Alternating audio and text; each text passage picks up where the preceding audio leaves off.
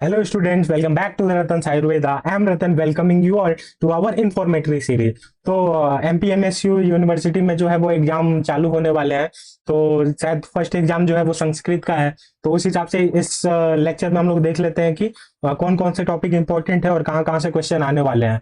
तो उससे पहले मैं बता देना चाहता हूँ कि ये जो संस्कृत का पेपर है, संस्कृत ही नहीं, संस्कृत के साथ साथ जो पदार्थ हो गया, क्रिया हो गया, रचना हो गया, इन सारे चीजों के वन शॉट लेक्चर मैंने ऑलरेडी अपलोड कर दिए हैं। डिस्क्रिप्शन में लिंक मिल जाएगा तुम लोग का, और तुम लोग वहां से जाके जो भी है वन शॉट वगैरह लेक्चर देख सकते हो।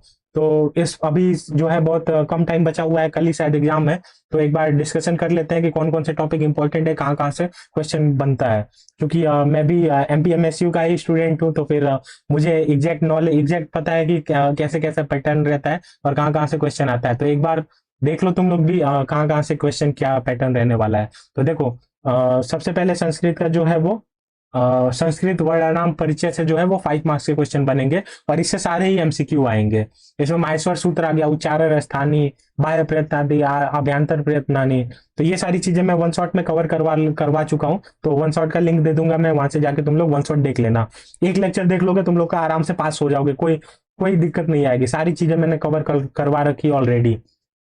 संज्ञा से 5 मार्क्स के क्वेश्चन बनने वाले हैं, इनसे भी एमसीक्यू आएगा सारा। तो तुम लोग चाहो तो पढ़ सकते हो ये सारी चीजें, और चाहो तो स्किप भी कर सकते हो, या फिर वन शॉट देख लो तो वहां से सारी चीजें कवर हो जाएंगी।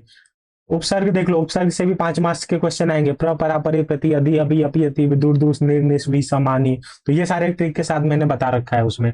अब यह जो है ये भी 5 मार्क्स के आने वाले हैं, इससे इससे भी एक 5 मार्क्स का क्वेश्चन आएगा। कारक प्रकरण से जो है वो 15 मार्क्स के क्वेश्चन आएंगे।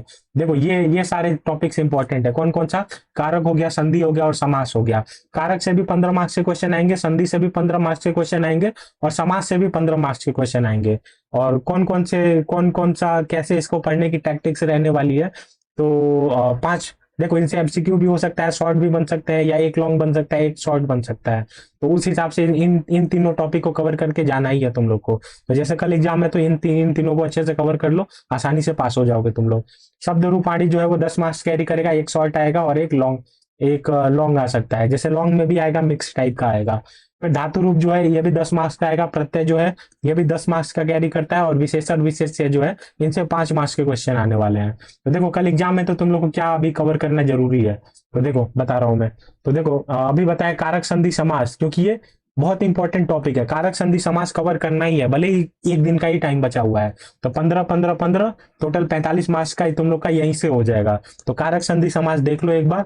और शब्द रूप, अगर थोड़ा सा टाइम बचता है तो शब्द रूप, धातु रूप और प्रत्यय देख सकते हो, ये भी 30 मार्क्स का है।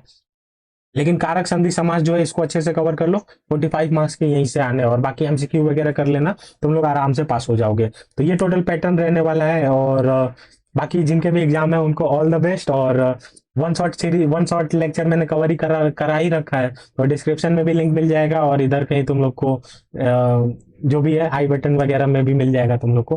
तो ठीक है, फिर जाओ वन शॉट लेक्चर देखो और आराम से पेपर फोड़ के आओ, पास हो के आओ। ठीक है, चलो फिर मिलते हैं नेक्स्ट लेक्चर में। तब तक के लिए जय हिंद गाइस।